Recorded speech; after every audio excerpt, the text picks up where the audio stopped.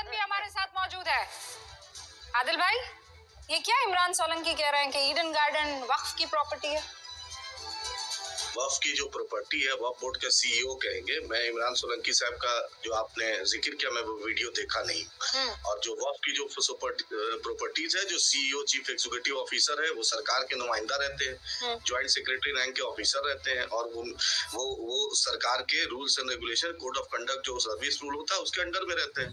तो चाहे सेंट्रल वक्फ काउंसिल हो या स्टेट वक्फ काउंसिल हो, वो सब सरकार के अधीनस्थ रहता है।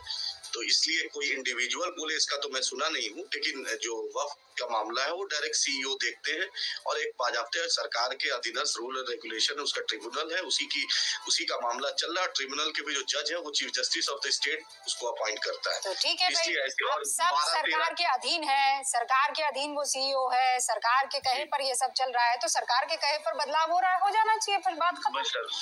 फिर आपको क्या कुछ बोलना ही नहीं चाहिए, सभी सरकार के तहत चल रहा है तो हो जाने दीजिए। क्यों जा रहे हैं वहाँ पर इनकलाब जिंदाबाद? स्टेट सरकार जो है, स्टेट सरकार और केंद्र सरकार का एक सेंट्रल वक्फ काउंसिल का एक रूल है, रूल के तहत आदमी जाते हैं और रूल के तहत प्रोटेस्ट करने का हक है। ये अगर मुझे कोई चीज नहीं समझ में आ रही है, प्रोटेस्ट करने से कोई रोकूंगी थोड़ी मैं, आदिल भाई, ये तो आपका पूरा हक है। आप चाहे तो 365 दिन जाकर प्रोटेस्ट कर सकते हैं, लेकिन ईडन गार्डन पर वक्फ का कब्जा है कि नहीं है इस पर नहीं बोलूंगा, लेकिन वक्फ में बदलाव को लेकर ये ऐसे नहीं हो सकता है ना। मैं बोल ही रहा हूँ ना, सेलेक्टिव अप्रोच नहीं आप अपनाएंगे ना आदिल भाई।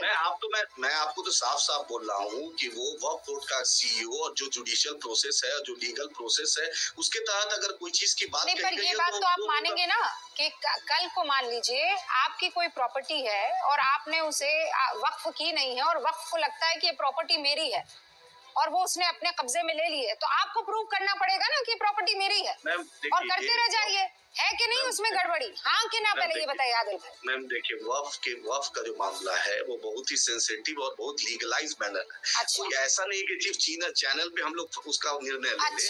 वो तो जुडिशियल प्रोसेस है। कोई भी जमीन को ये बेवजह एक समाज में डाला गया कि आप इतने देखिए आदिल भाई, इतना अरे आप इतना भोले बनकर ये खेल करेंगे और आपको लगता है कि आपको ऐसे स्लिप होने दिया जाएगा? मैम बड़ी बहन सुन लीजिए, आप हिंदुस्तान की सबसे बड़ी एंकरों में से आपका नाम है। आप ही देखा आगा खान ऑर्फनेज जो मुंबई में है, उसमें इस देश के सबसे बड़े उद्योगपति का घर बन गया है। उसका एक जुडिशियल प्रोसेस है, लड़ाई चल रहा है। और आप खुद जान रही हैं कि जैसे बिहार में महाबोधि ट्रस्ट है, उस ट्रस्ट में 4 बौद्ध 4 नॉन मुस्लिम, और डीएम जो है उस जिला का नॉन मुस्लिम ही रहना चाहिए। महाबोध अरे अब इधर उधर की बात काहे कर रहे हैं? मैं जो आपसे कुछ नहीं, मैं बिंदुवार तरीके से आपसे बात करना चाह रही हूँ, आप उधर जा रहे हैं।